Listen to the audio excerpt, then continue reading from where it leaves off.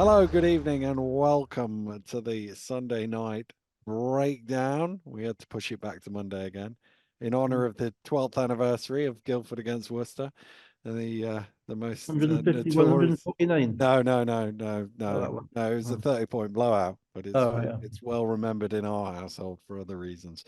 Let's go to before my wife starts throwing things at me. Let's go to Thursday night. Sheffield Sharks 97, Plymouth City Patriots 60. Obviously, the Patriots still without Faulkner. Cook got Sheffield up a couple of scores, but not a lot in this early on. Sheffield were always ahead, but they didn't get away early doors. Tough to talk about Sheffield in this game without talking Yeah. about. I'm afraid. Sheffield had an opportunity to kind of reflect on the various new bodies they've got and mess around with kind of different starting lineups and different bench lineups, and they're still basically playing 9 or 10 players. Mm. But reality, for all you talk about Sheffield, it kind of comes down to which gym they're playing in. Yeah. Is it basically theirs or is it somebody else's? Yeah. And in their gym, they're very tough, and in somebody else's gym, they haven't been. Yeah, So, they've not won since October, I think, away. yeah, I thought Plymouth's effort level in this game was pedestrian. Mm. Didn't look motivated. They, to a certain degree, looked like they were going through the motion. There was 8 guys on the bench. There was PJ, and they almost seemed to be kind of beset by a fatalism in relation to this game. You didn't see anybody, you didn't see you didn't see even any degree of emotion from anybody really. Mm. You didn't see any form of competitive defense. You knew Sheffield were going to come out ready to play because they've got 10 guys who've been practicing hard, no doubt, and they're coming off losses and they needed to Yeah. win. Yeah. And I just thought Plymouth just didn't match them in any way.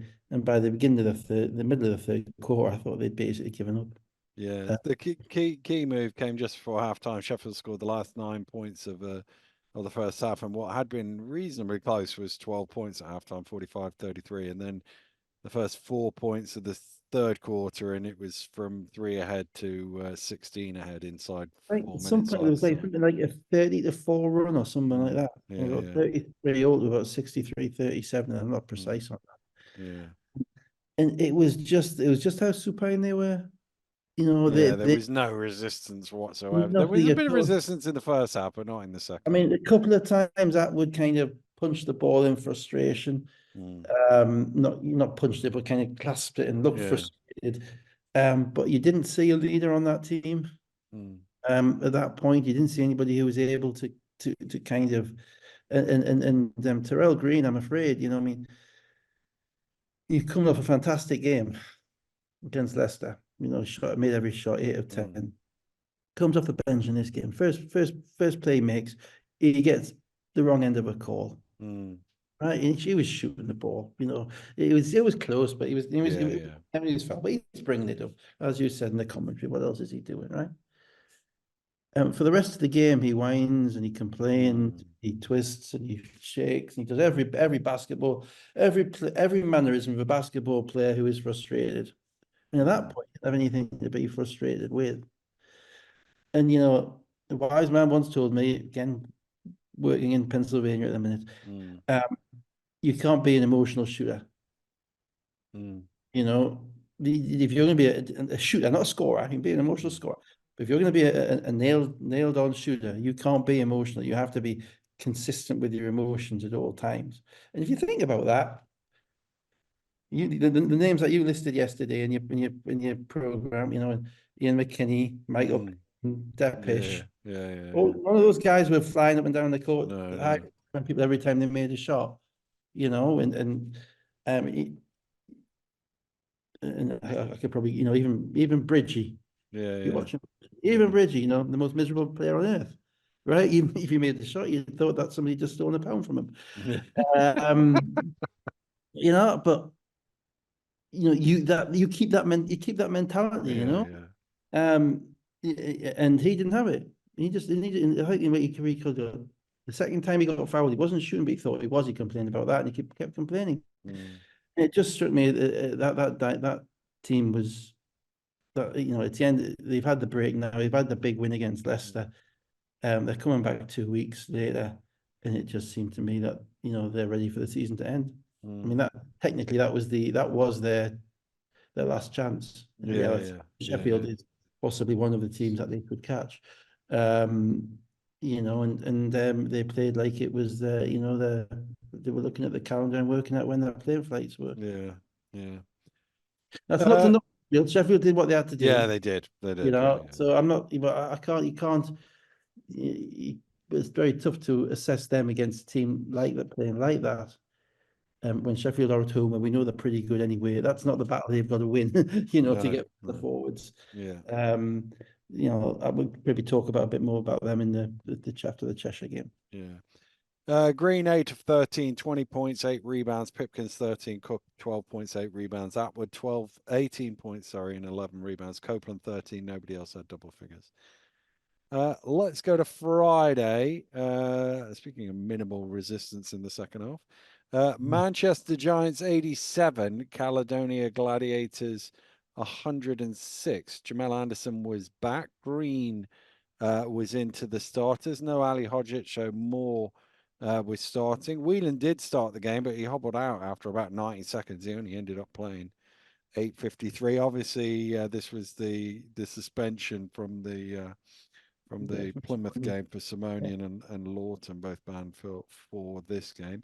Real difference, David, your old maths thing in the first quarter certainly was Manchester was hitting twos and Caledonia were hitting threes, so they had a slight lead. Yeah, I mean, you can tell where a team is at by the way, not by the way it runs up and down, not even by like Plymouth, by the way it high fives each other, why it doesn't, but by how much attention it's playing to who it needs to guard. How much focus does it really have? Yeah. And, you know, and these teams are coming off, again, they're coming off a break, 2-week break. So, you know, each of these players should know, those who haven't been away, should know the opposition like the back of their hand. They should know exactly, you know, that game plan should be absolutely, you know, screwed into them. Because it's one thing if you got 1 day's gap, but if you've got 2 weeks, then, you know, away. Lucas Politzer. He may well have been, you know, shooting with kind of a Star Trek force field around him. Probably about 12-foot radius. Now, that to me said it all in relation. Manchester's defending the 3-point line against a team that you have to defend the 3-point line against was horrific. It was awful, and it just they're just running up and down from my perspective. I didn't see the level of detail that you need to be a good team, and Caledonia is a good team. Now, Caledonia, Quade Green, I think they probably lost that game at Cheshire because he didn't start. And you know, I think the bullet should have been bitten earlier, because he looks like a high-level player. I've kind of got a bit of a feel from him. Firstly, he's not gonna die wondering. No. It's going up, but it's going up at all 3 levels. You know, be it 3-point line, mid-range, or to the rim, or be it less to the rim than I think the others. He also is a capable passer, I think, and not an unwilling passer, which is very important. Probably a little bit small, you know, in relation to getting in the lane and throwing it to the far corners and that. But I think teams are going to have to game plan for him very quickly. And I don't think Manchester do much of that, because he makes their offense. You know, I mean, the fact that it took them until February to sign someone like him is bizarre. You can't tell me. And I know you get, we sign players for Europe and we sign players for the British Basketball League. Look, they're a better team if he's playing in Europe with them. Yeah. You know, I suppose there is that thing of he may not have been available at but their a player, budget. okay, but a player like him. Yeah. From my perspective, you know, the 2 spots you sign first are the point guard spot and the power forward spot. Yeah. The stretch 4, basically. If you need a point guard, you need a stretch 4. Everybody else kind of fits around that because that sorts out your spacing. And they've taken, you know, 2/3 of the season to get the point guard spot fully sorted. And Mm. De Boer's pretty good. You know, I'm not saying that he was not a bad. You know, he's pretty well, albeit everyone would agree he's a combo. Bothwell definitely a combo, and now they've found him. Mm. Now, what they didn't really have the opportunity of was seeing how he's going to be impactful with Whelan as well. Now, Whelan, I Yeah. think, got hurt in the GB games. I know he got hurt in the GB games. I was there watching one of them in the first 30 seconds. He went off with a like a hand injury. Um, but when they have him, Whelan, sorry, Green, Whelan, Politzer, Yeah. and Bothwell coming off the bench, and Bothwell now remarkably playing more in the role he's playing now. He looks more comfortable shooting the ball. Mm. And the Yeah. reason for that is because he's not having to make the decision about when to shoot it because the shots are being lined up for him. And if you're the point guard, you're dancing around, you think, should I shoot it? Should I not? He's doing it. You know, that they're a dangerous team. And I think Manchester were totally oblivious to their dangers. Yeah. Probably highlighted by the 3 threes and 11-2 finish in the second quarter, 41-51. At that point, Caledonia were 11 for 23 from 3-point range. Manchester were 1 of 8, just as a comparison. Always about who shoots them, though, isn't Yeah, it? yeah, yeah. Because that, I think police have finished 6 and 9 in this game or Mm. something like Yeah. that. And you know, he's the guy you can't let be shoot. He can't be shooting Yeah. that. And if somebody Yeah. else is shooting 9 and making them, we kind of live with it. And Green, okay, I haven't seen much of Green to scout him, to have a plan for him. They put Anderson on Green for a bit in the third quarter, but it didn't really move the needle. I just think Manchester, you know, and the problem Manchester have got is that Anderson coming back helps them, but the guy who's been playing really well is Stampley, and he's not now playing as many minutes Mm. because basically playing the same spot as Anderson. And you know, I think they're gonna have to. Sometimes it's not about the size you've got. Sometimes it's just about getting your most creative, most competitive players on the court. Mm. Um, and you know, didn't really see that outside of Bossier a little bit, Stampley, Anderson coming back.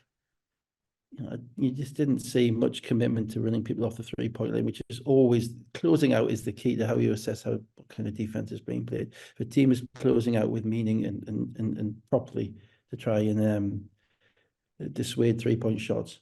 If there's closing out and there's just kind of wandering out with a hand Yeah, above yeah, and standing there, and there was a lot more of the latter than there was of the former. yeah.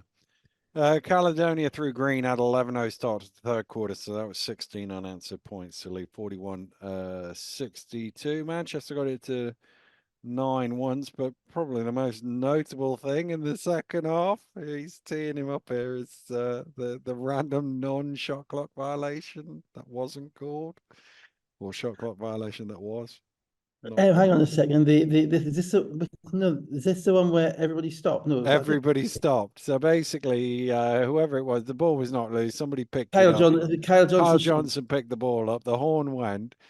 and then everybody He stopped. threw it up after the buzzer. Everybody stopped.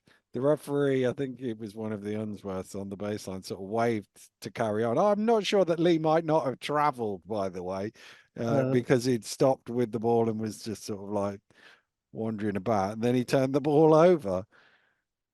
yeah, it was bizarre. I mean, it was bizarre because it wasn't even close, and every player stopped, and everybody Mm. knew. And there's a wider theme on this one as well because there were in that game and in the other game on Friday, was it the Bristol game on Friday night? Bristol Or was on the, Saturday. Leicester no, the Cheshire was Leicester on game. Friday. Yeah. The Leicester game on Friday night. There were two refs I've never seen before. There was a lady ref in the Manchester game, whose name came on the screen, and I'm afraid I didn't catch her. It was quite a long name, but couldn't.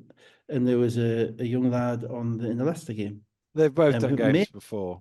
They've both how done games many? before. I haven't.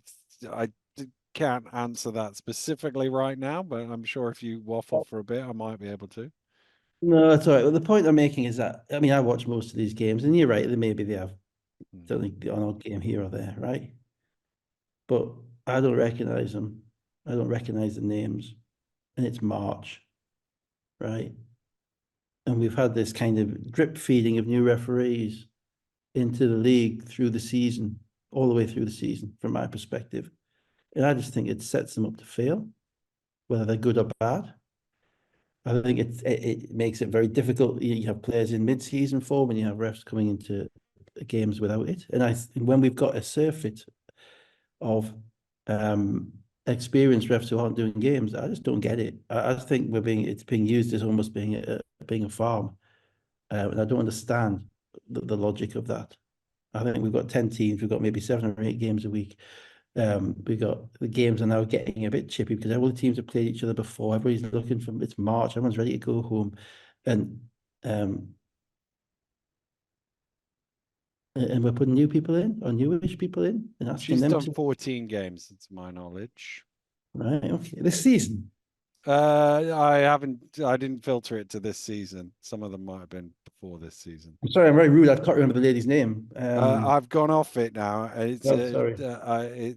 It's. I need to see it to pronounce it. Is the Yeah. forgive me. I can't Okay. get back to it quick enough. He Fair enough. says. There we go. Asamina Stamatiu, I think. That's nothing against Tassamina. She might be very good, and I don't know. But I haven't seen her ref many games this year. And I just think, what this league needs to do on a far more logical basis is to organise its refereeing recruitment in the summer.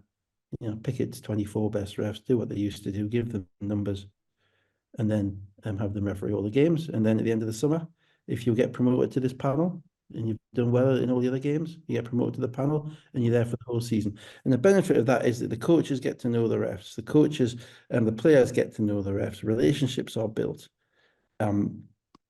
which can only assist the game. You may not like them, but you can talk. You can talk to them if you see a familiar face. You may build up relationships over a period of game.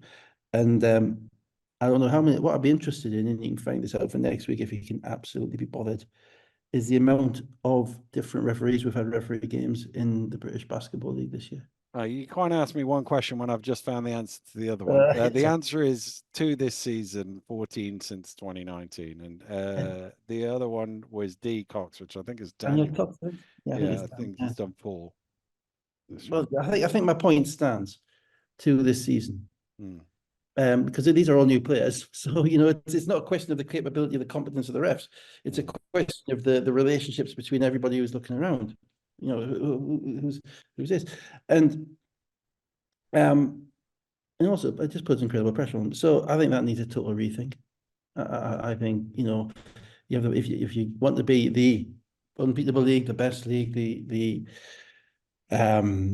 primary league, for the best players, well, you have to have the best of everything. You have to have the best table officials, you have to have the best announcers, the best commentators. Sorry, and and the best refs. I just don't get why, and that means the ones who have been doing it since the beginning of the year because that's when they were chosen to be that way. So yeah, I'm not putting that call on her. I don't know if it was her fault or not. I'm not. I don't know. I don't know if she made a bad call. That call, I think it was whichever of the Unsworths it was on the Well, base. ultimately, it does. It's not about it's not about Simon, it was. it's not about personality. It's about principle. The principle is, like everything else, the teams have their rosters set. They change one or two every so often, but basically we know who's going to be there. And I don't. I get the impression that the powers that be are basically giving people opportunities, um, which I don't think is, and it happened at the beginning of the trophy as well, which I don't think is either fair on them or is appropriate or indeed fair on the refs who are doing games every week and then suddenly don't get to ref. We had our EuroLeague ref didn't ref a BBL game this week, I don't think. I believe it's 34 officials this season. That's far too many. Sorry, all opinion, Yeah. but it's far too many. That's a good I might have some you're listening holes to in me. I might Yeah, have some small holes in my refereeing data because I've only recently this started man to. can multitask, you don't know how Yeah. fortunate. Just so people are aware, there is no prior notice of this conversation. No, no. I'm just throwing stuff at you. Yeah, This is not a scripted show in any way, If you'd shape. asked me last season, I wouldn't have been able to answer that question. But I did some work in the summer, and now I have some referee data. Yeah, but you're right. That was a bit of a fun, bizarre call. Yeah, Yeah, yeah, yeah. yeah. And the other thing worth noting actually was that Jimenez hit the deck on a foul, and he went out. Couldn't put any weight on that. on the knee and left the game in the fourth Yeah. quarter. Lee 14.6 rebounds, Anderson 13 points, 5 assists, Robertson 13 points, 9 rebounds, Green 25, Police 20 and 8. He finished with Bothwell 18.6 assists. They actually only finished 15 of 34 from three, but they had the lead by Yeah. that point, so it didn't matter really. Yeah, I mean, the reality is that those two games we've talked about, we've talked about two teams there who, in different ways, played like they weren't expecting to be in the playoffs. Plymouth ran their stuff and they threw the ball around, but they didn't really compete. Manchester ran up and down like they always do, but they didn't do any of the little things that you need to do to win. You know, and so they're both kind of reverting to kind of that, as I say, that almost that futility in their own minds in relation to the games, and that's hard this time of year. Looking at it and thinking, well, we haven't really got that much to play for. Yeah. We'll see whether at this. We will, yeah. Again, well, I think with Plymouth being at home will be more of a. Well, absolutely, of And course, to yeah. be fair to Manchester, they had a bit of a go of it. It wasn't. They Oh, didn't roll over at the end. no, Manchester did what they do. They got it to 9 at one point, Yeah, but they did what they do, and they keep attacking and they keep mm, scoring. They keep doing that, and that's what they do. But yeah, that's enough to take them over the top in games against teams. They gave up 106 to Caledonia. They gave up 113 to Newcastle not so long ago. You know, on their own floor. You know, and it's how they did it. You know, Lucas Poliza, swish, swish, swish, yeah, swish. I yeah. mean, no, not in March. Leicester Riders 101, Cheshire Phoenix 93. Shargwell was back for Cheshire. At the start of the game, Leicester can't score. Cheshire getting whatever they want. Threes from White, Rideau, right to the rim, points off turnovers inside 4 minutes. It's 0-17. How long have we got, dear me, on this? um, Firstly, you know, Leicester's start was what all coaches hate, coming off a 2 week gap. You come off a 2 week gap and you think, and you know your players are going to be a bit short of rhythm. Obviously, Cheshire's weren't flying, but you know, from Leicester, it was like it just kind of snowballed and then made some shots. Well, I thought what happened though was they made some. I mean, Rideau made a couple of threes, which as a coach you kind of live with. Even though he's been making some more, you kind of live with it because with that team you have to pick your poison. You know, White got one, and you know I think Mo Walker got 2.5 minutes in this game at the beginning of the first quarter. You know, and I thought Leicester made adjustments very much quicker than they did previously, in relation to matching up with Cheshire. And then I thought they basically outworked them for the rest of the game. And the thing with Cheshire is they are, you know, they're an incredibly runnable team. They have big runs and they give up big runs because they shoot the ball very quickly. And whilst Cheshire starters were there, you know, their bench really wasn't. They got very little out of Kristen. You know, he looked again like, you know, a rookie wall.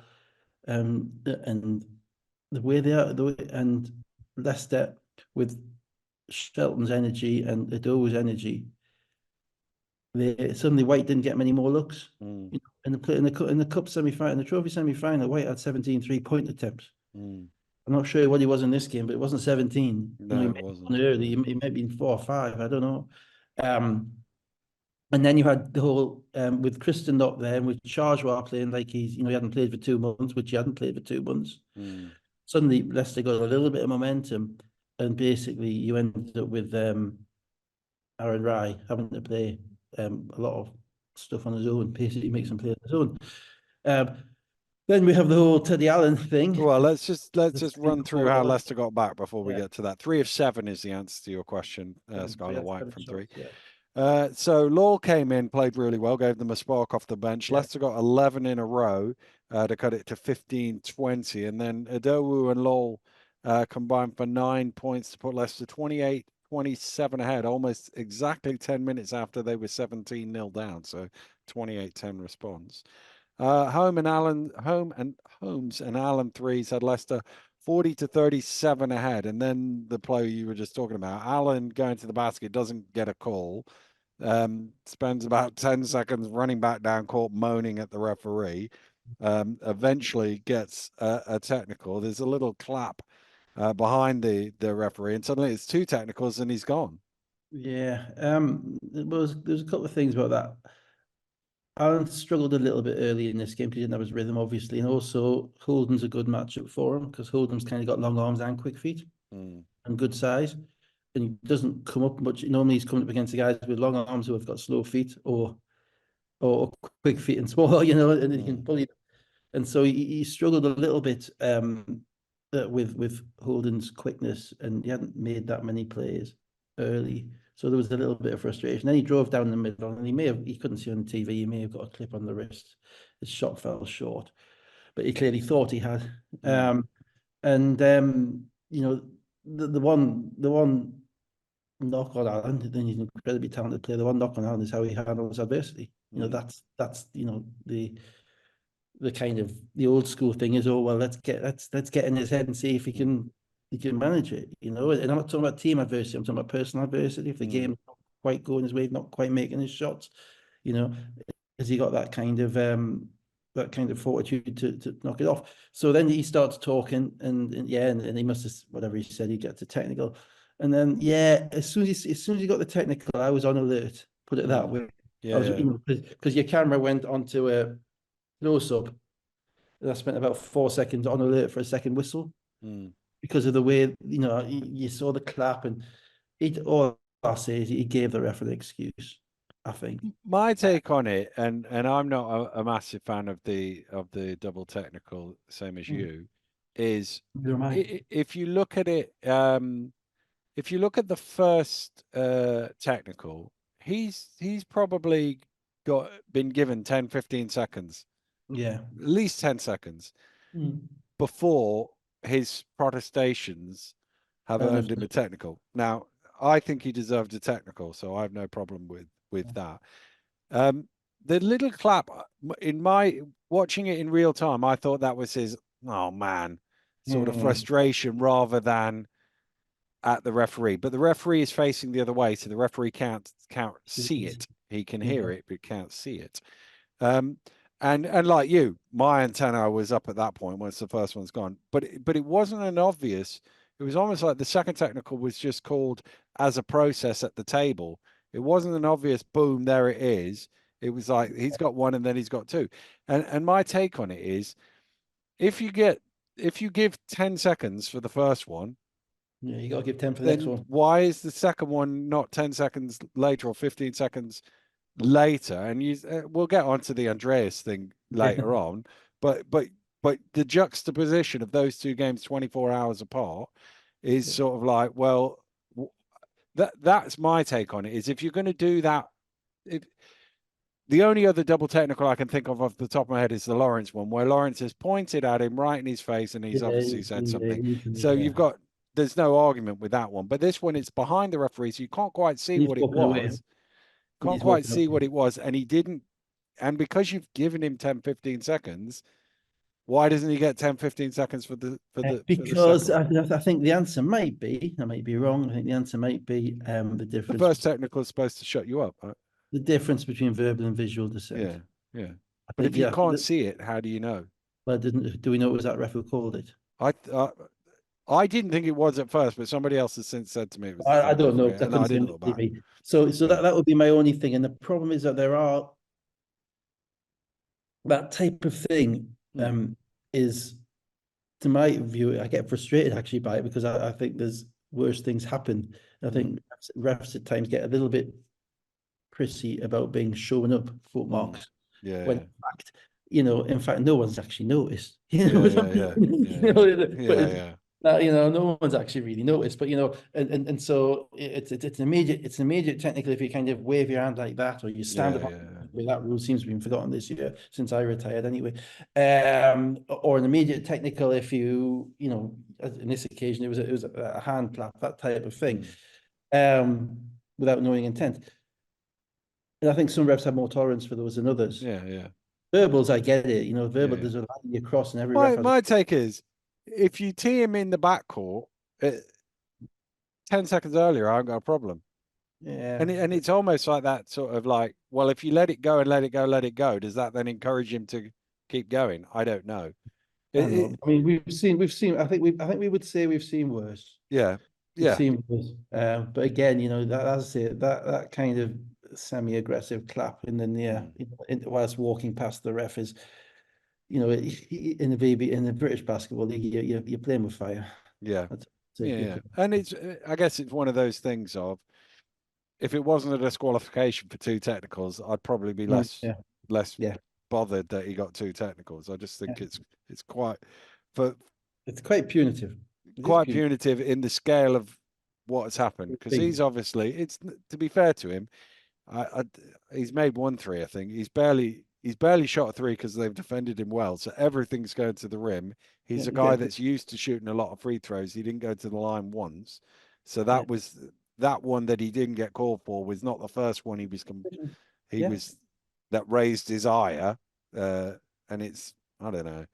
Well, It just seemed a against that, lot. you got Shelton at Plymouth who's still playing after elbowing Yeah, yeah. Somebody in the face. elbowing Yeah, Levi in the yeah. face. You know what I And mean, as I say, we'll get on to Andreas in the yeah, next in a game. minute, yeah. Yeah. So it's still, but he has that's his flaw, you Yeah, know. yeah, yeah. Yeah, that is his flaw, you know, and that is going to hold him back, you know, in whatever level he gets to, Mm, because you know you can't have a guy who's shooting 20 shots a game who ends up um giving the ref a decision like that to make, mm, because that if you want to be the man on the team, you've got to be there all the time. yeah. So he yes, I I want to. suppose there is part of me again that thinks if you called it a little bit earlier in the backcourt, there Mm. would have been a bit more distance between the referee and him, and one of his teammates might have come over and helped him Yeah, I out. mean, yeah, I'm not talking about the specific incident. I'm just talking Yeah. about him, my observations of him. I mean, he is one of the most talented players we've ever had in this Mm, league, from a scoring perspective. He's clearly, you know, absolutely. Um, you know, I get the name buckets, obviously, but mm, he's mm, absolutely mega talented. So the question is, how does he reach his potential? And his potential is going to be governed by um how well he's able to handle things when things aren't going well, you yeah, know, and how yeah, he's able to bite his lip and that type of stuff. And that's hard for young players, you know, but you know, that's where he's got to go. yeah. So obviously he's gone. That was just before halftime, and you're thinking, And sorry, well, I'll just say that as yeah, well, because it happened again on Sunday against London, and he was very lucky that it was a minute to go, because he threw the ball at Rob Hickman, he kind of discarded the ball with his arm at Rob Hickman when they called an offensive foul on him against one of the London guys. And I was thinking of that, and I think Rob came back and, you know, they let it go. mm, But that type of thing, you know, is something he's just got to excise from his game. He's mm. not going to, it's not going to help him. Sorry, go on. So third quarter, Mackenzie to the fore, 8.7 assists. Thomas scoring as well for Leicester, and they actually stretched the lead out to 12 points. And this is the thing, because you know, the basketball team I've talked about before is such a complicated ecosystem that the two times that they've played um substantial minutes without Allen, they've actually played really well. Mm, One of the game I saw at Newcastle, where he was in foul trouble, in this game. And the reason is because if you watch the beginning of the third quarter, Thomas comes out aggressive. So the shots are there now. So Thomas mm, comes out, nails a three. Thomas comes out, gets to the rim. Thomas comes out, nails another three. And then Mackenzie's there, and Law is playing, and Law's a stabilizer for the team. He makes good plays. He scores the ball. He's not as talented a scorer as Allen, but everybody understands now that their number is going to be called a little mm, bit, and it's not a question of it not being the case when he is playing, but the player's mindset changes. The player's mm, mindset becomes more aggressive, you know, and that's right. And Holmes as well. So they I thought they played, you know, really, really well. And that's the second time they played really, really well, when they've all had to kind of step up. Now, the difficulty that Rob has is that he knows that he's not going to get that from those guys all the time at the mm, level that you need to beat the very good teams all the time, which is mm, why they need Allen and his scoring to take them over the top. mm. But it's finding a balance with Between those two yeah, things. between those two things that is very, very hard. Mm, But you know that you know they're still a very talented. They've got some very talented players on that team, Leicester, mm, and they were a little bit more.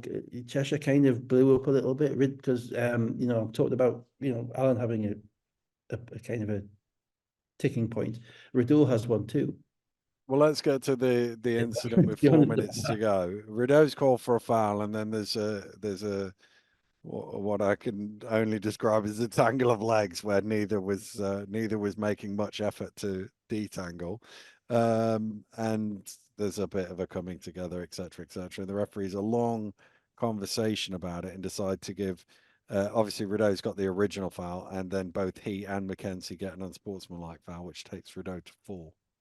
Number one, we need replay. It's totally unfair to expect the refs to figure out what's going on in that flurry of legs, right? And to figure it out afterwards. Basically, Rideau went for the ball, bit of physical contact. Mackenzie ends up on the ground. Their legs end up being tangled. Nothing much happened. Mm. Neither of them wanted to move, but nothing much happened. And it was a little bit of a kind of, well, they're all very upset, so something must have happened. So we're going to give you that. But the reality is that they were all. This was an upper high. This is probably the nearest thing to a rivalry game in the league. You know, Cheshire have won 4 times. Leicester are salty because they thought they should have been in the final of the trophy because they were, you know, not because they were cheated or anything, just because they were one possession away and they're at London and they saw what Cheshire did to London the next day. And so Leicester are thinking, no, we've been, you know, we want you guys. You beat us 4 times now. We've had enough.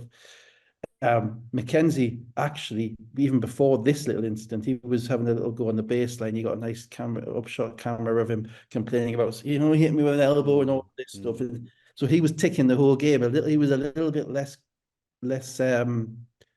metronomic than he normally is. There was a bit of emotion showing there. And I think JT got it spotted on the commentary where he said, yeah, he's an absolute reflection of his coach. And by the way, the cameramen might want to avoid so many close-ups on the coach. Yeah. Had a slightly difficult call against him because, you know, lip readers of the world unite. So I think they got caught. So yeah, so there was a lot kind of I'm not saying, you know, it's personal or anything like that. It's not, it's basketball, but there are some games which are more on than other games. In that game, there was a lot on, which again, back to having, you know, poor young Mr. Cox, who's got, you know, he's got 4 games this season or 4 games, and putting him into that isn't fair. So yeah, so they didn't have the replay, which is unfortunate. So we get this double bailout unsportsmanlike foul. I'm not quite sure how well, I'm not sure how either of them can do it. Can get a foul for what actually happened, but there we go. But they didn't get the chance to see it again. And of course, we all know that a reaction has a reaction, and what happens next? So then the Cheshire basically turned the ball over. We're inside the final minute of the third quarter, and unfortunately, because of the close-up, you can't really see it. But we do have a camera one shot in our thing, so I sort of saw it. Jordan saw it a little better than I did. Well, that's why we couldn't put a replay on it because it even wasn't on the main camera either. Exactly, yeah. So These guys need to learn that the stuff that the game is not just being played when the ball is in play. The game is being played whenever there's the stuff like that going on. Watching Mackenzie and Rideau, anybody else tussling for the ball as they're getting into bounds, 2 hands, whatever. Watching the inbounds plays on the baseline. That's when the game's being played. There should be kind of a 5-second moratorium. You know, as soon as the ref handles the basket, the roof's got the ball in his hands, go back to the ball. Anyway, you can send it forward. So there was something of a coming together between, I think it was Holden and Mackenzie. And as I say, I didn't quite see enough of it, but my suspicion is it's one of those where the defender's a little into the offensive play, and the offensive play gives a little sort of push away sort of thing, and the implication from the way Holden reacted was that he caught him in the face or something. He certainly reacted like that. I didn't see it well enough to know whether he did or not, but you could see from Mackenzie's reaction he felt. See it? Hey, JT thought it was harsh. He saw it a little better than I and thought it was a little unfair to. Well, as I say, I can't comment. I didn't see it. So it does that stuff does happen. So Mackenzie gets an unsportsmanlike on that call, so therefore he's disqualified because of the unsportsmanlike a couple of minutes ago. And again, probably the two incidents combined might add up to one unsportsmanlike, but Yeah, yeah, absolutely. I mean, I will say Mackenzie was ticking in that game. He was a little, and he's not a guy who is at his best when he's quite that up for it, if I can put it that way. He's the guy who is, when you see, I can see it in his eyes when he is laser focused on the game. We're going to win. With that game, he was laser focused, but Rideau brings about so much physicality to the game. There's a lot of, there's a lot of push off, so he plays right on the edge of the physicality with elbows and steals and everything in the hands everywhere. And then you're throwing like the emotional side of losing the final as well. That I think Mackenzie was just a little bit beyond his best mental state in relation to emotion. I think he was a little bit emotionally too involved in that game. And that said, I wouldn't have, as I say, I'm the first one sports make it's nonsense. So, whether I'm on the second one, he's still unlucky. And he had 8 points and 7 assists in that quarter, so he was actually still playing. You're still playing. You're still playing, but it's all the other stuff, isn't it? It's like it's a weakness if you can get into somebody's head, then and keep yours, then you have an advantage, and it's tough. But I mean, it's tough. I'm not judging him on that because I didn't see it, so he might have done nothing wrong. So and it was a febrile game. I mean, there were a couple of calls that Leicester got as well. I mean, at one point there was 2 8-second calls. There was one where the clock was on 15 as they wandered over the half court, or even 14. Then there was another 8-second call when that was how long Myron Thomas was actually in the key before making a layup. And I watched it back. It was 8 seconds. It was a long time. It was it wasn't a game which was awfully well handled, I'm afraid. But what happened is then you've got Connor. You see, Connor is your break glass in terms of emergency player. And you think, how are they going to play without Mackenzie? How are they going to play without Alan? Well, if Lowell's playing well, if Thomas is playing well, and if Holmes is playing well, they got plenty. And against the Cheshire guys, whose bench really wasn't focused. It wasn't Shajwa and Christian were giving them basically nothing. Rideau shooting was up and down, and he was obviously in foul trouble as well. He was in foul trouble, but he was also emotionally too far in the game. He got a ridiculous fifth foul. He got a fifth foul from 50 feet away from the basket, reaching round. Just incredibly dumb. For a guy who's a point guard and who's a leader, and he shouldn't be committing that foul. So he was again, it was febrile for him as well. It's not just the Leicester guy, and Leicester just not pulled the game away. Lowell and Thomas made some threes to push it to 17. I thought Leicester made enough talent plays in the fourth quarter to keep in front. Enough, like some shots that you go, wow, that's a heck of a shot. Yeah, but also Cheshire weren't, Cheshire coming off 11-game win. It was it was a good. Rye aside, though, I thought Rye was really good down the stretch.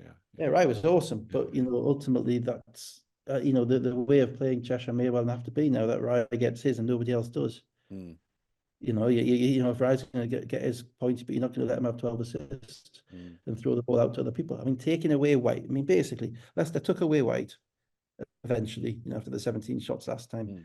And Chargewell gave him very little. Well, at that point, it's tough for Cheshire. To win without a substantial contribution from either of those guys. And I thought Leicester beating a good team 5 times is very, very hard. And I thought Leicester, played. They're actually, offensively really, really good whether Alan's playing for them or not. That's the thing. If their guys are in rhythm, the only team that's going to beat Leicester offensively is themselves if they get in their own heads or if the ball isn't moving enough. That's it. Lowell, 22 points, 9 of 14 shooting, 7 rebounds. Thomas, 19 points. Holmes, 15 points, 10 rebounds. They were 11 of 23 from 3, Leicester.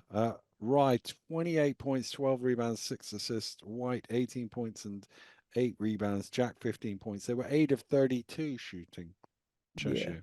And missed some open threes, and it was their first game back in 2 weeks, so that comes into it as well. What I will say is, the key is, can Leicester get those contributions out of Thomas, Holmes, and Lowell when Alan is playing 35 minutes? That it might almost be an impossible circle to square.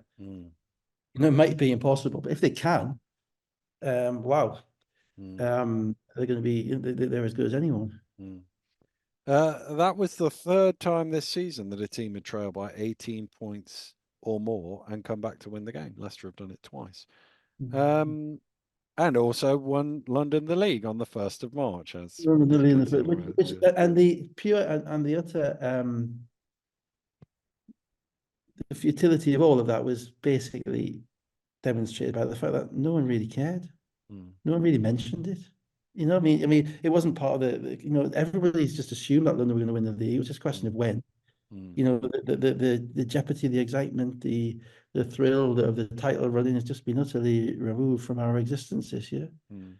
And it generally is exciting The if you got two teams going at it, and we didn't Yeah, have yeah, two yeah, going yeah, at it. yeah, yeah. The You the know, the, the issue is there was they played so many games. no second place team, and they played so many games as well. Yeah. Yeah, yeah. So by date, that was the third earliest league title. It was the 21st of Feb for Kingston, the 27th of Feb for Portsmouth.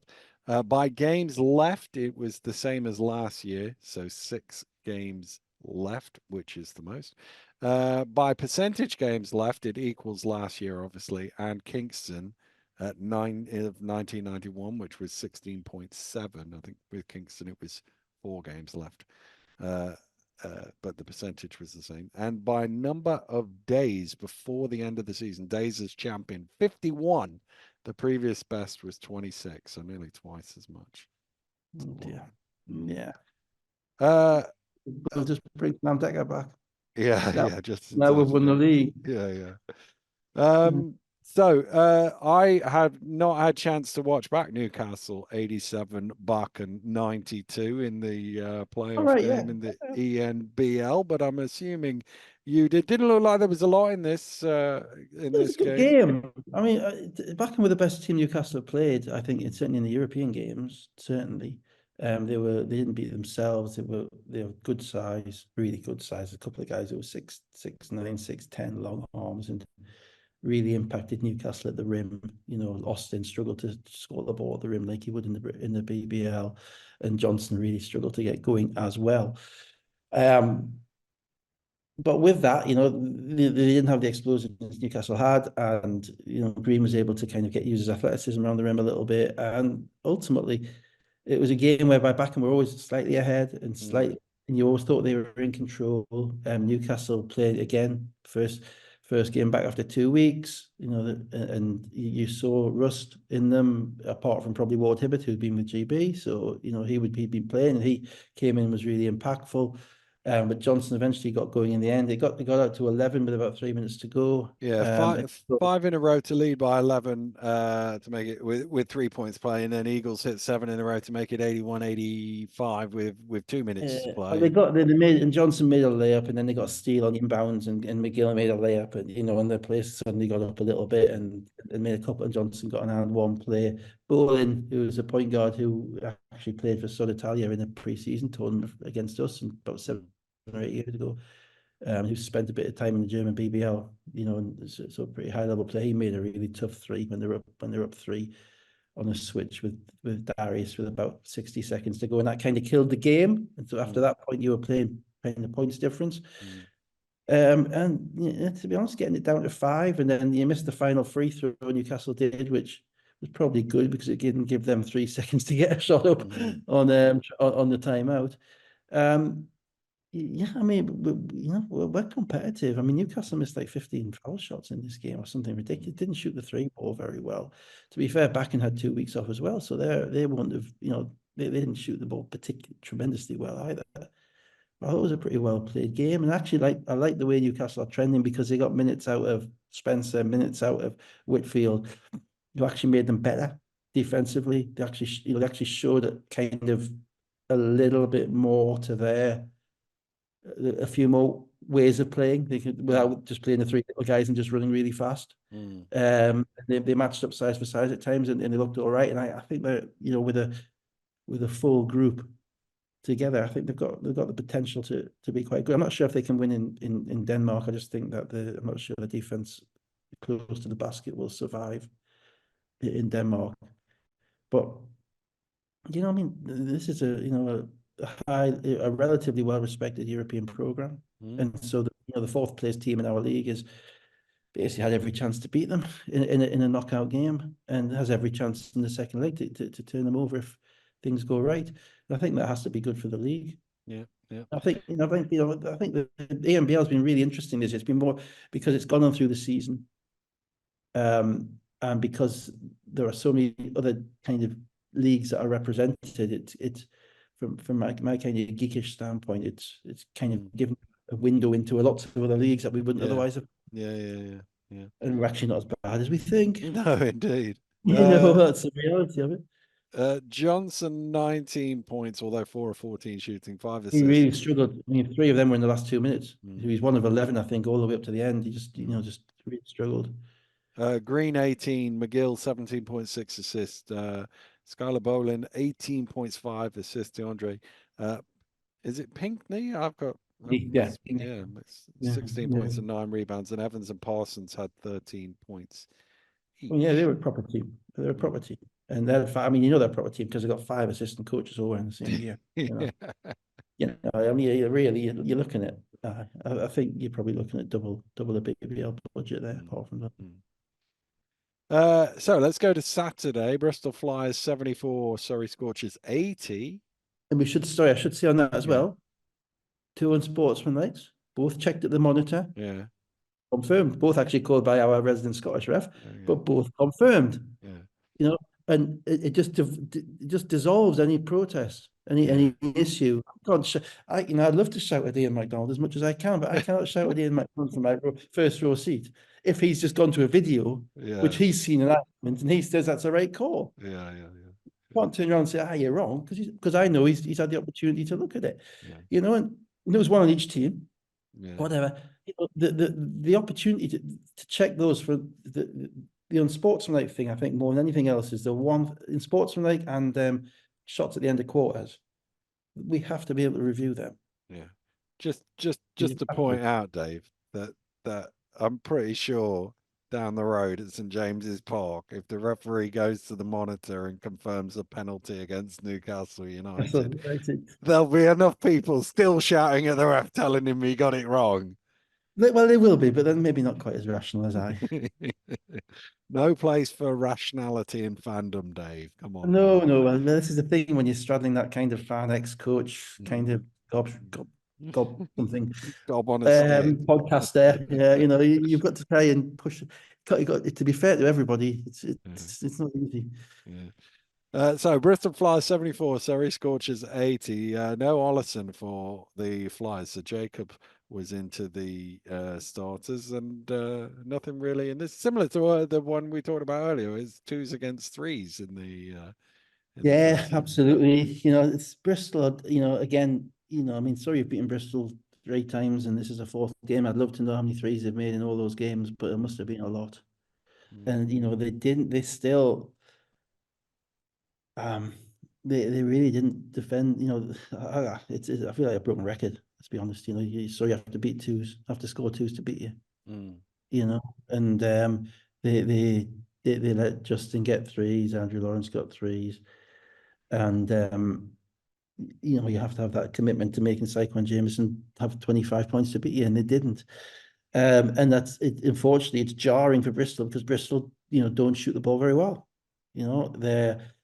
They're in the passing lane. They are quite athletic, but some of their attention to detail defensively. If you're giving up open threes to Josh Steele, Andrew Lawrence, and Justin Robinson, then you better be scoring it a little bit more efficiently than they are. And Brad Green's scoring efficiently, but outside of Brad Green, they really weren't getting much in the lane.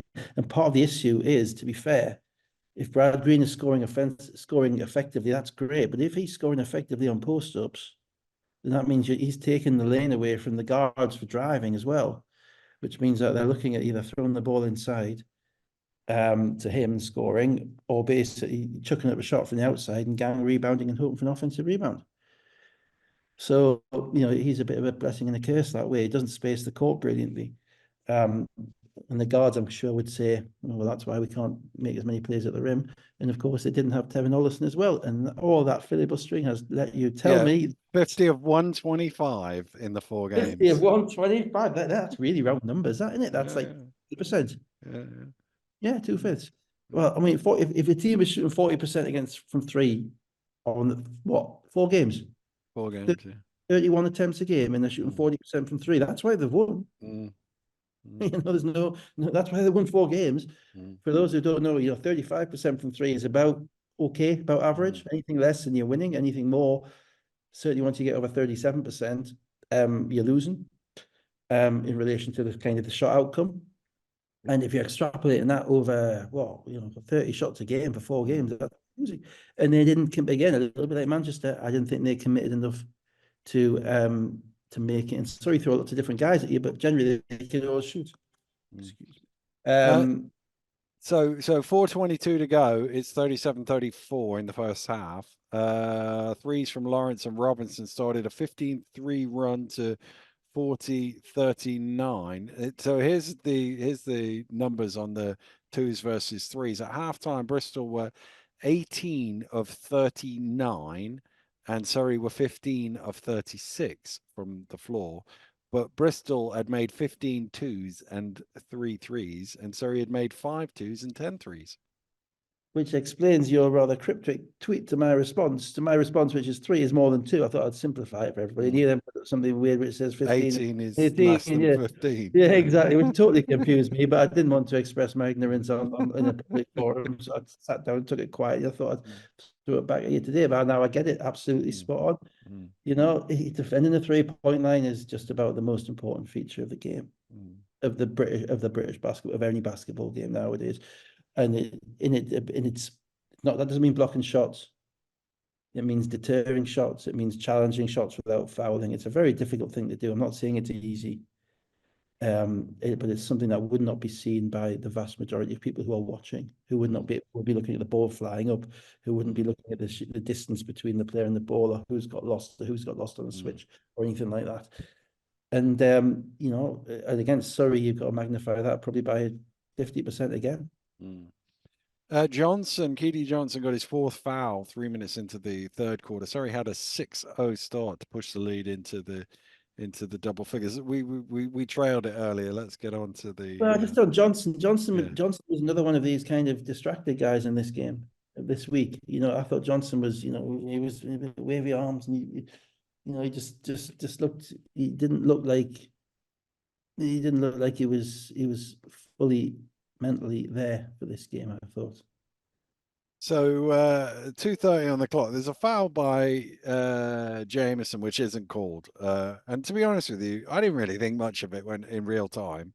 It was one of them where it was, and even on the replay, I didn't The quite first get couple it. of replays you couldn't see it, but they Yeah, got I a think in there was replay. one where it did look pretty obvious, but I thought he actually did a good job of sort of disguising it between where the two refs were. But again, it was one of those where it didn't seem like the most egregious no call of the weekend, put it that way to me. But Andreas went absolutely apoplectic, and I kind of understand that they were down 10 and they needed something, and he doesn't get the thing.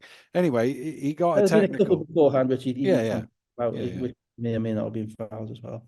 So he got a technical, and then he continued on for about 30 seconds. And his He had Chris assistant and coaches were holding him back. holding him back, which was always kind of, as far as I what's disconcerting is the juxtaposition between that and the Allen one. Yeah. It's a juxtaposition. Well, it's not even that. I just think back with it. That was worse to me than what Atiba got tossed for. That was longer than what Rob got. Rob got 2 technicals in Bristol earlier this season, didn't he? But And he got neither. 3. Yeah, we didn't see them, We sadly. didn't see them, but they were within 5 seconds of each Yeah, other. quite They quickly, weren't 30 But seconds. neither of them had their assistant coaches taking the fight in the firing line. Yeah. Right. That was the only thing that saved him, because so he's not in the face. Now, I'm a great believer in it's what you say, not how you act, if that makes any sense. Yeah, yeah, Yeah. I get that. Yeah, I get that. And you can old man fire shouts at cloud. And also, I think the refs knew that they probably missed a call. And Mm, I know when you see right at the end, he's speaking to John Paul, who for some reason has been transported down south for the weekend. And he said, "That's not a foul." And you see John Paul say, basically, I was blind, I was blocked, I couldn't mm, see. mm, He actually does that sign with his mm, hand, which just I didn't see, couldn't see. Um, so I'm not, I'm not aghast at the fact that they didn't throw him out. I can't get myself wound up about it. Not with the two assistant coaches there, mm. keeping them off the court. Not with, I mean, we had the advantage of this one that we saw it all and not as Yeah, close yeah, to camera, yeah, yeah, which always makes it kind of, because you're thinking your view is the ref's view, and the ref yeah, went yeah, there somewhere, but in yeah, fact, yeah, we're from 4 feet away. Um, so yeah, I'm not, yeah. I generally think, as I say, it's what you say, not how you say it. So Tiba got yeah, tossed for the yeah. Tiba got tossed for a sarcastic clap.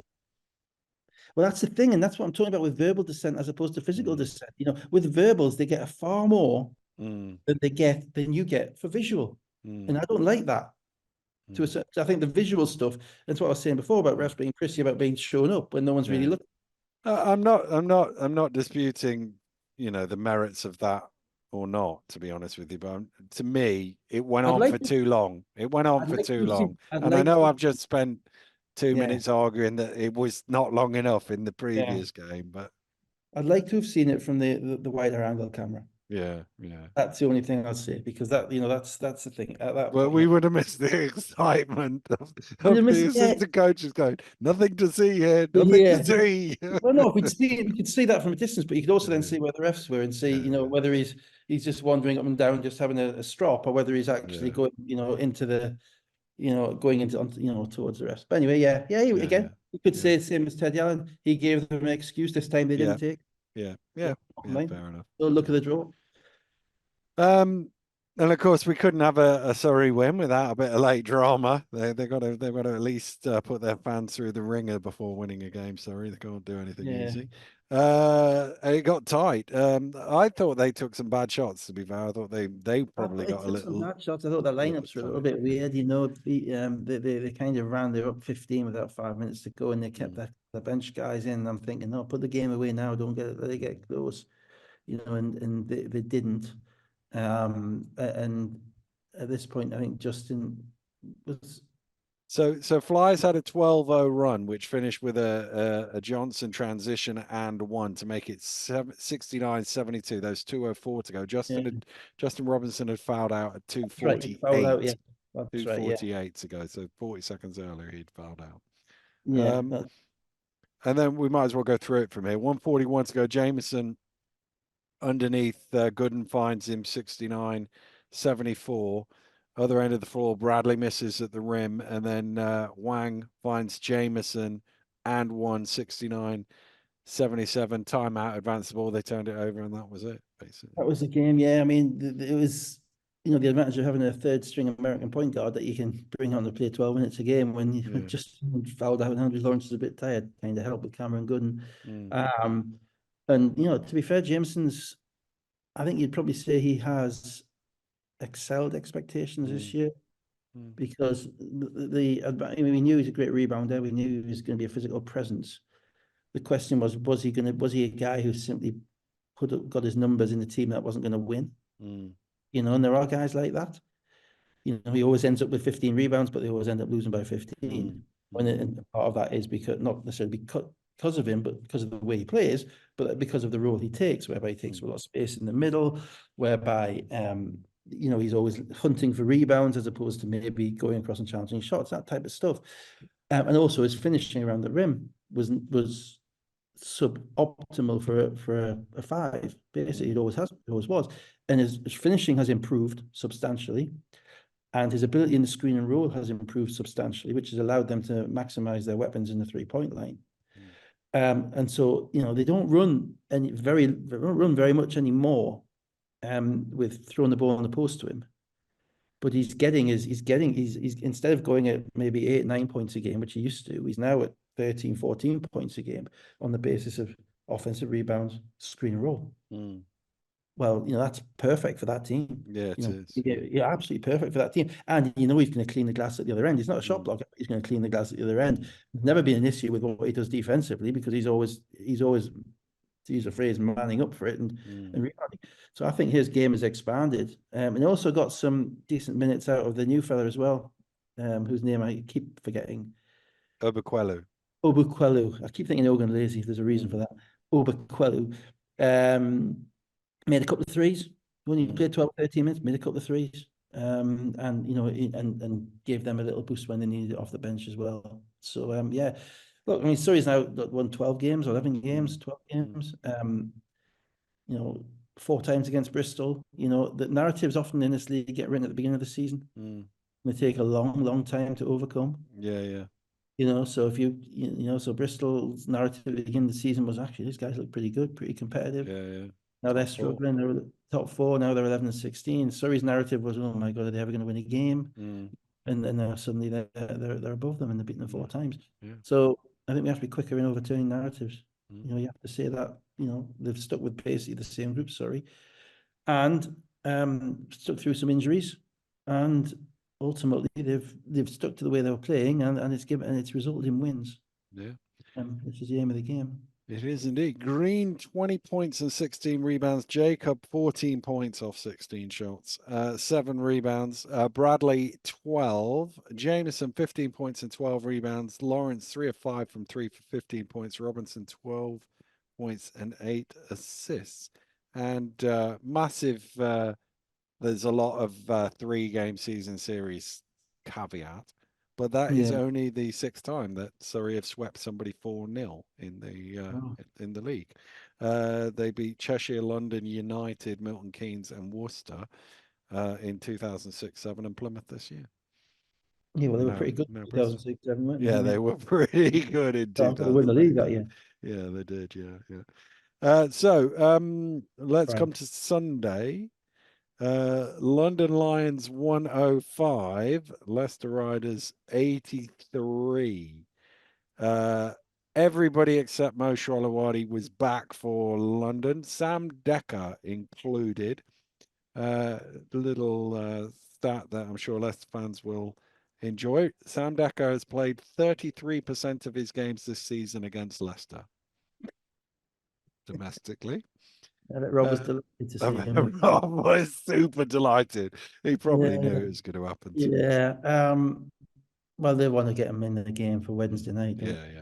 You can't play the first game on Wednesday night. Biggest stat of this game was that London won it and no one played more than 21.5 minutes. Yeah, I've got that. What I've put is London were as close to 10 times 20 as you could probably get. Yeah. And they went super over, didn't they? I mean, they just in the second quarter. In the first quarter, teams went back and forwards and competed. Leicester competed and Leicester made some shots. But Leicester aren't a good enough defensive team to handle that London playing that way. And I don't think anybody is in this league. No, I don't think anybody is. But maybe a team that slows the game down a bit, or has.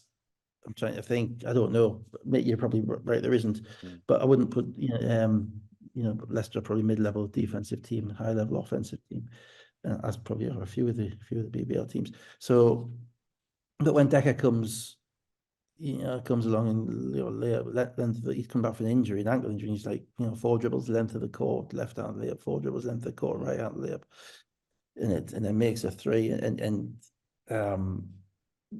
as I say, they just went supernova. They just absolutely They played let's just run through. They played like they'd been treated to a 2-week to a nice week in Portugal. Yeah, nice week of a holiday and then a week of a camp in Portugal. Probably with resources that very few other British Basketball League teams had the opportunity to take up.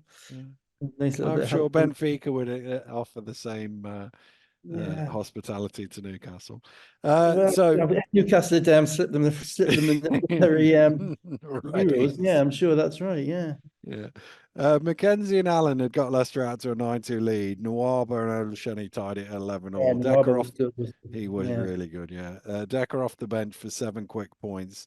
Uh, but Leicester led 24-27 a minute to go from the end of the quarter. The problem was 24-27 was only really sustainable for one team. And Yeah. then the Lions went on a 19-3 run. This is your supernova bit to Yeah. 43-30, and that was basically that. Leicester probably not helped by Mackenzie getting a bit of a shoulder injury, but they weren't coming back either way. What actually happened? Did you see that? I didn't see it. I didn't really see what happened to him. No. No, he was just got a stinger on his shoulder off Yeah. his muscle injury or something. Mm, That's not good. mm, Ice on the shoulder isn't, for a basketball player isn't good because everything you do involves, yeah. involves Yeah. your hands and your arms and that type of thing and your strength. So I hope that was just a precaution. They Mm, need. I mean, they obviously Connor can, as I say, break glass, but mm, it's an emergency. But without Pinson now, and if he goes down, it's not going to be easy for them to run the stuff they need to run. mm. And the second half was a little bit of a procession, wasn't it? Yeah, it To be was. honest. Yeah, yeah. Nothing to see there, folks. So Decker 17, Nawaba 8 of 10 for 16 points. Matt Morgan 14 points, 58% field goal. And as I say, you couldn't get a better tune up for the European game than what they did in terms of everybody getting a few minutes and knocking down a few shots. Allen 26 points and 11 rebounds. I've got I think he had 8 turnovers. That's what hurt yeah, him. 9. I'm confusing myself with what I've written here. 9 rebounds and 8 turnovers, but I'm not Mm. sure what the 11 point. Maybe it was 11 of 18 11 of shooting. 18. 11 of 11 of 18 18. shooting. I've Yeah. got Go very 11.18, and I well. was trying to work out what that is, but yes. Yeah. Thomas 17, 5 of 11. Shelton 11 points. They were 4 of 24 from 3-point range, but they did make 21 free throws, to be fair. Yeah. Oh, 21 they of attack to 28. make, they don't give up, they don't quit, Leicester. Mm. They keep going. And they did keep attacking, but as I say, the second half was a bit of a non-event. It was one of those games where you looked at the final score and you went, really? Was that Really? close? Yeah. Cheshire Phoenix 93, Sheffield Sharks 78. Green and Ital Rock had Sheffield 7-0 up, but then White hit 3 threes in a 15-4 reply to make it 15-11. Yeah, it's part 74 of, Skylar White being guarded by a centre. Mm. And to be fair to Bennett Cook, he did get closer to him than he would normally. Yeah, yeah, there was one really good But shot that he the made. problem, what they are not willing to commit to, and teams are really not willing to commit to it, and it does frustrate me. Skylar White is a rare centre in that he has not just the 3-point shot, but he has the step back shot. He has the Mm. Doncic shot going to his left. He will take a step to his left, put his shoulder into you, and then he will shoot from behind his head, and it's unblockable, right? And with him, the area inside the paint is where you want him. Mm. And you have to get up on his side, literally guard him from the side, not guard him from the front. And you have to make him drive. And you have to make him make a tough 2-point shot as opposed to the 3-point shots that they're given. And it's contrary to so much. It's almost like James Harden. They used to play James Harden in the NBA like this. And centers aren't used to doing that. You basically must make him dribble the basketball. Mm. And you can't give him those looks, and particularly at home because he's such a good shooter from behind his head, and it's an unblockable shot. So you might think you're playing good defense, but you're not because ultimately you can't block his shot. Yeah, he did make one tough 2-point shot late in the Yeah, game. It wasn't off he the made one dribble. two, It two, was two-point shot. Yeah, just he hadn't quite got his feet behind the line that was yeah, but that was off the off catch. the He makes end it, line. he Yeah, can finish off the yeah, yeah, dribble, yeah, but yeah, but it's hard. One, it's yeah. hard for him, and two, you only get 2 for it. You only get 2 for it. Yeah, That's the point. And yeah, and you might think, oh, he might miss a few. Well, then but then the rebound half the misses mm. anyway. Yeah, yeah. And so, Atiba gave up on that very quickly. And Sheffield are running this kind of 10-man rotation. And Green played very aggressively well. And as you say, I Mm, hit some shots early. And Sheffield played, probably played a pretty solid half of basketball, actually. They mm. shot the ball early enough whereby they were in rhythm offensively, but they didn't give up too much defensively. So Nick stayed in front until about the middle of the second quarter when Sheffield had a 16-3 run to turn a 35-30 deficit into a 38-46 lead. And then this was a bit more like the Sheffield we've seen in the last few weeks where the scoreboards took him. Yeah, well, they shot the ball a bit earlier in the Mm, offense. They, mm, they were being, they're rotating these guys in, and these guys aren't playing that many minutes, so they know they're going to have to get the shots up. You're not going to, Rodney Glasgow, you're not going to come mm, around for 6 minutes not to get a shot up. And so, and the speeding up of their offense in the first 7 seconds in particular helps them. Um, and Cheshire are susceptible to runs, mm, bottom line. mm, Always they have been.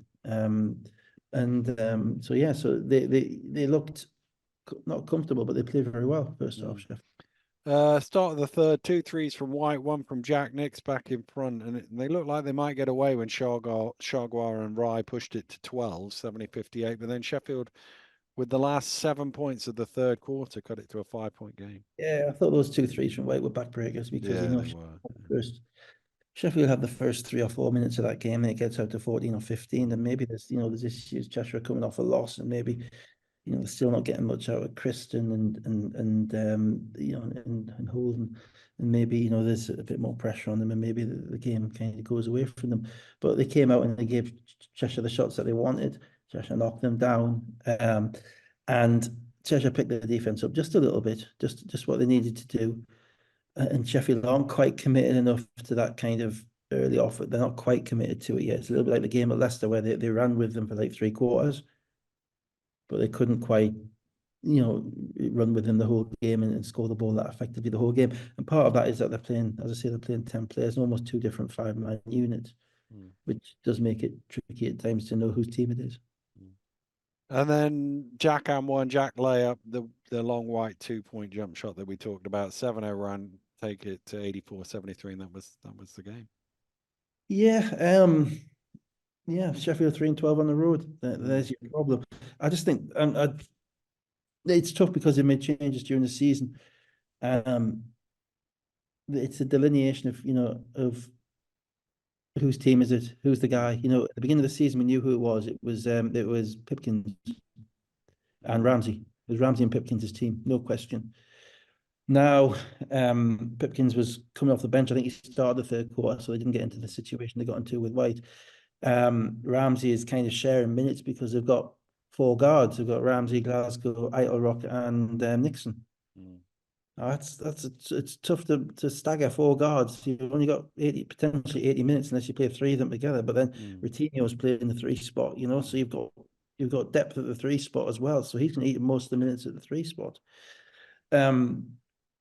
So you've got to look four guys. So you end up with Rodney Glasgow playing 11 minutes. It's very difficult to impact the game in 11 minutes. And then Deville Ramsey has sat down for quite a lot of time as well. So yeah, I just think they have got themselves into that kind of almost embarrassment of riches mm, situation. Whereas with Cheshire, you kind of know, Jack Hudson sat there. He's not playing much. He's not, mm, they haven't got four guards. They've got fine well. It's Rideau's team. mm, Rideau and Rye's team. mm, No question. Everybody else does what they do, but the team belongs to Rideau and Rye. mm, And it's as the season goes, like Leicester, the team is Mackenzie's team, and I could go through virtually all the teams in the league as to where you look. And Newcastle's become McGill's team, even though Johnson scored. McGill's the guy on court. McGill's the guy who's controlling things most of the time, and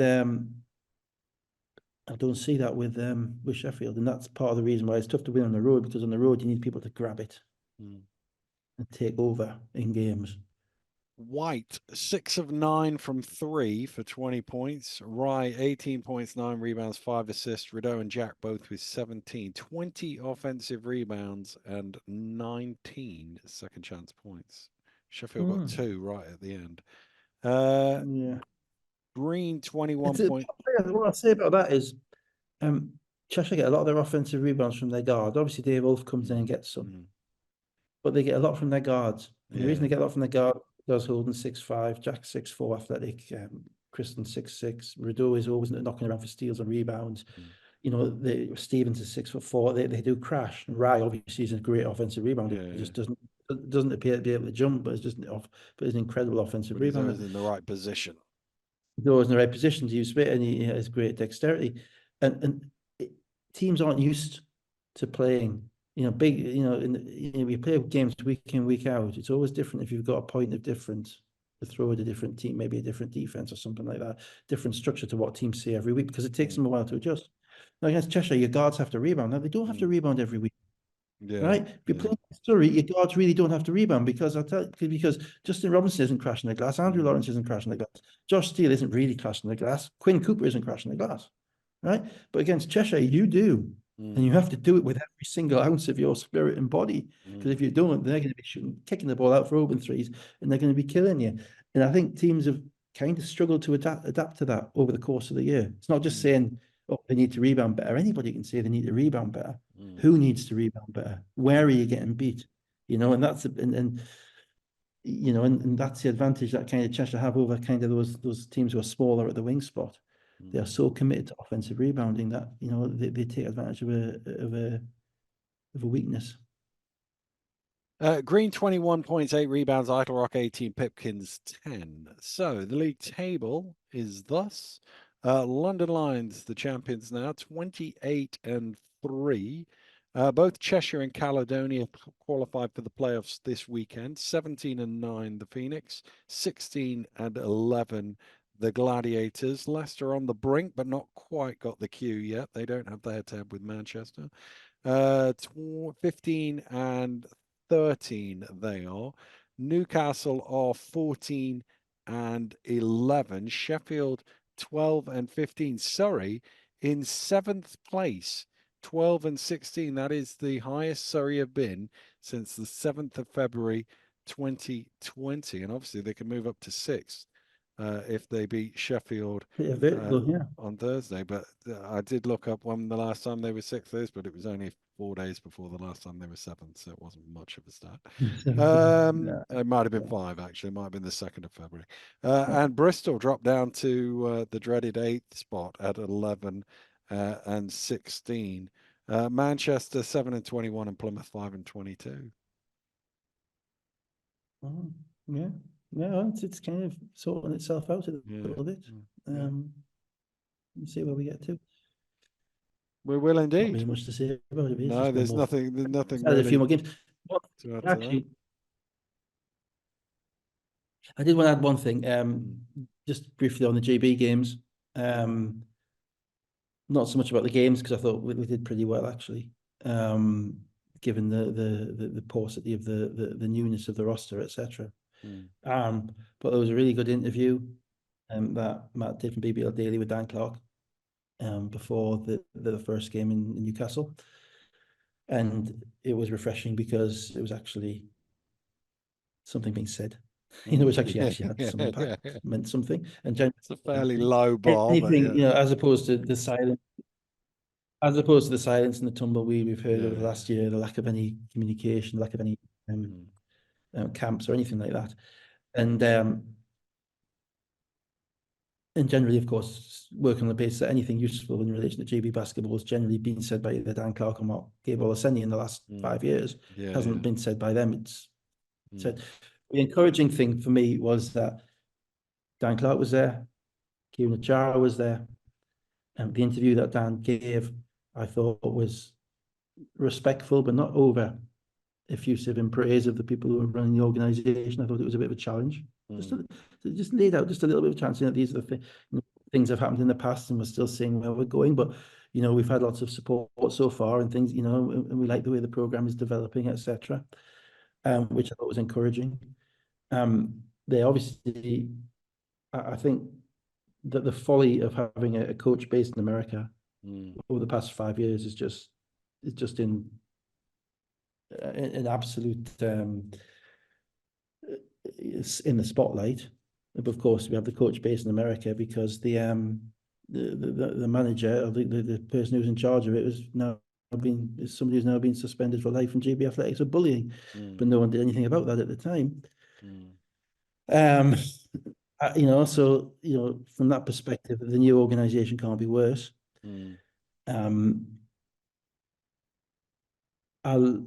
I enjoyed the team. I enjoyed watching Miles Hessen coming back and playing. I enjoyed watching the the energy in the team, despite the fact that we were very guard light. I loved watching Khalil Jones play, who's obviously a EuroLeague player. Yeah. And I enjoyed the togetherness that they had, you know, and the one thing I'd say about certainly the game I saw, I thought Mark coached it really, really well because he got the right guys in at the right time. And when they came back at the beginning of the fourth quarter, he had his starters back in there and he wasn't letting it go. And I just think what the impression I got from around the place was that there's just a sense of purpose in the program, which probably felt less futile than it had in the past. Yeah. That they weren't kind of having to bang down doors, Mm. you know. And I think that probably exemplified itself in the game in Czechia because we shouldn't have been close in that game without Luke Nelson. No. With the way that they've gone with Caledonia Jones as a naturalized player as a big, which means you can't take Tariq Phillip or Kimber McKenzie. Mm. And then you lose Luke Nelson, who was a 35, who basically the difference maker on Friday night, and he was like a 35-minute guy. And Mark's looking around, he's got Patrick Whelan, who's I thought pretty clearly injured. And he's only got young Jacob Brown. He's got Jacob Brown, who's an LB silver player. Yeah. To play to hold down the guards, and Carl Wheatle, he played incredibly well out of position. Mm. And I just thought the togetherness in that the team away from home in a game that they could have been that compare it to the Estonia farce in the Eurobasket. Yeah. When they were Yeah. just beaten I, down and I was broken with probably a doing more talented group of players. yeah. Um, I was I just doing the Netherlands-Greece game at the same time, so I only really saw the last 15 minutes of that game. Netherlands were one shot away from beating Greece, by watched the that way, game. and Watched it. I there thought was there were a few players who didn't go from the Greek point of view, but the Netherlands probably should have won that game. really bad team. We beat the Dutch because Yeah. we basically out-hustled them for 2.5 quarters, and by the time they figured it out, they were too far behind. Mm. Offensively, they started attacking us offensively, and we struggled a little bit because we got uptight because some guys were playing big minutes. But you kind of meant that you could see the guys were up for it, and I think Dan talked about in his interview about getting the guys in for an extra day of practice earlier on in the week, so they got them in on the Sunday instead of the Monday, and how much of a difference that made. And you could just see there's a substantial togetherness. And in the Czechia game as well, we made a ton of shots, which helps. But they probably played beyond their individual levels. As I And say, when that's I very turned it interesting. on, they were probably 9 or 10 down at that point, and the game to me was on the precipice of going, and Yeah. actually it never quite went. It didn't look like GB were going to get all the way back, but it never quite went, which was testament to the When sort Mark of was calling a timeout and saying, right, that's their run. And I'm thinking, is yeah it? Sure, it is their yeah run. I think they might have yeah another one. But then we came back, we yeah back and it's a relatively young group, and it's a group that they're going to be able to amplify. That missing Quinn Ellis was an absolute nightmare. yeah. But I'm sure Quinn Ellis was penciled in for 20+ minutes. He's playing Euro Cup this year. He's Euro Cup Yeah, point guard. yeah, And having him injured at that point, and then obviously all of a sudden not available, means that you have to go with Khalil Jones. So you can't have a point guard who's naturalized, which really takes yeah. away options. But I just now we've got Greece at home next November, and we won't sadly have probably Hildreth or Iwoma or all of those guys, but some of the guys I saw for the first time, Dan Aiken, Mm, even Bello playing, they're playing at a reasonably good level. Dan Aiken's a Champions League player, and he mm. looked really, really made for it. And Yeboah was an absolute revelation, Yeah, he was brilliant. and he's playing Champions League as well. Mm. So if they're bought into the program, and I think they are, because you just get the feel of it. And the one thing Yeah. that kind of Mark has shown in the 2 years he's been in the BBL, and probably before that in the Northumbria teams, is he's pretty good at building a group of players, Mm, kind of creating a team environment, that type of thing, players coach or whatever. So yeah, I'm quite optimistic because now the Greeks have won 2-0, so hopefully they'll come in with half a team in the first team in November. We beat them at home, and then it doesn't really matter what happens in Athens. mm, But just for all the negativity I've given it over the past 2.5 years, and I'm kind of where Dan Clark is um insofar as I don't trust everybody in relation to yeah. it done properly. But knowing that you've got Kieran Achara, Dan Clark, and Mark Stewart running it Mm. effectively. And I know I've spoken to Mark a little bit about it, so I know the amount of work he puts in behind the scenes, Zoom calling players, making sure he's in contact with players. Or it's not just a question of just dragging them in for a week. Yeah. We have people who are genuinely ultra committed to the program, and that has to be the starting point. Where our talent level takes us, where our coaching takes us, who knows? But if you're ultra committed to it, and Yeah. you've got people who are going the extra mile and who are being supported on an adequate basis, Yeah. then fingers crossed we've got some green shoots. Yeah. Green shoots will settle for adequate basis for now. Nice. For Yeah. now. Yeah. I'd like So, to see what happens in the summer. I'd like to see what yeah. happens in the summer Yeah. because we'll have Hildreth will be back, Iwoma will be back. There'll be a couple of the other guys. Ossibor will probably be back. From college, who are all putting up extremely impressive number. Obviously, Toes hasn't got in the league, but Cameron's starting for Wake Forest against Duke. So can we have a camp and can we get those guys? Not even if they're not going to be available in November, can we get them integrated with the group and and part of that? There's a lot there to work with against the level of competition that we're playing against, which is obviously different in the windows to what it would be in the championships. Yeah.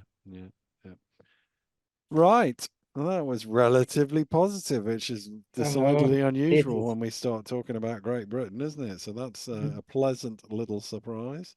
So I think. No, sorry, there's one more thing that we've gone through Oh, this whole show, and I've forgotten the one thing I needed to mention more than anything else, yeah. which is to protect your co-commentator's honor. Which one? Hero. Oh, yeah. What did I say? Well, and this is probably going to, I think, cement my celebrity status in Scotland.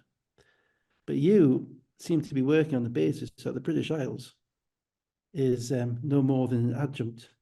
Oh, are we talking about And runs as far as middle of the Berwick upon country? Tweed. Yeah. Because to get from Sheffield to John O'Groats is 524 miles. To get Right. to Sheffield from Land's End is 286 miles. Yeah. Sheffield is by any logical reason in the south of the UK. Yeah. And yet not only did you knock him down, you ridiculed You ridiculed him. him. At that point in time, I've fallen into that. I've fallen into that trap of thinking the Midlands is in the middle, haven't I? Yeah. Well, indeed, what a mistake to make. But Yeah. you introduced me to a new feeling. Feeling sorry for Roe. Yeah, it won't last. It won't last. No, but who would know that? The cauliflower head old power forward with one knee is actually more of a geographer than the numbers in. It's just nuts. Yeah. Anyway, I'm so happy I didn't forget that. Yes, I am as well. Right. So I know you exist up there in Caledonia. Johnny's dad, everybody. I know you're there. Thinking the mileage from. I still think you travel. I tell you, get on the trip. Get on the train up to Dundee. You realize how far it is. Yeah. We haven't got a team in Dundee yet, so when we get that, it'll skew everything. Yeah. We've got two football grounds in the same street. They could knock one of them down, build an arena. Yeah. Right. Just as a gentle reminder, it's Mother's Day this weekend. Yeah, no, I didn't realise that either. So I'm sure we'll find some special loving time for Sunday night breakdown. Oh God, cards are killing us. Yeah. So Dave's off to buy a card, and we'll probably be back on Sunday because I'm not actually working, so I'll still be back. And I think the games are at a good time this week. I think we got 2 and 5 on Sunday, rather than 3 and 6, which is a little bonus. Is it American clocks gone forward or something? Well, I don't know. Yeah. So you won't need to work. To be fair, because we've realised now that the whole reason that the Eurobasket window has been created is in order to serve the needs of the basketball commentariat. Indeed, yeah. Basically, you can find a game anywhere to commentate on and get paid for, can't you? Hey, Kenya, Nigeria was really good. Kenya, Nigeria was really good. Gabon, Mozambique. Hey! I witnessed a Leicester Prosper masterclass, mate. Indonesia of the British Virgin Islands. No, he was playing for Indonesia against Australia. Indonesia. Indonesia, Leicester Prosper. He had 25. He was hitting threes. He was doing all sorts. Absolute You're not master. best known for getting sacked by Worcester after about 3 games. Yeah, yeah. Well, he was more than Yeah, 3 games, but it yeah, was more yeah, than three that's games. It him. was, yeah, Yeah, yeah. yeah, yeah. That's the Costa Absolute, from just toasting people in the second quarter. Leicester Prosper. just these I wouldn't suggest that he's the typical Indonesian, but Yeah, there we go. yeah. Well, there you go. Well, there you go. Indonesia versus what Papua New Australia, Guinea? Australia. Straight on. Yeah, Yeah. yeah. Oh, yeah, It did nice. end up 51-102, I think, but I for a saw a couple little of highlights. window of time when Prosper was torching them, it was They okay. looked a little bit little, the Indonesians. I saw a couple of Yeah, highlights of them. yeah. Yeah, they looked a little bit little when I Yeah, saw the they're highlights. slightly undersized. Australia was Dunking did have a few big fellas in the middle. dunking under the Lilliputians. Well, the important thing is, that as I say, that the commentariat is well fed. Yeah, You know. indeed. Right. On that note, we shall be back again next week to do it all over. But for now, goodbye.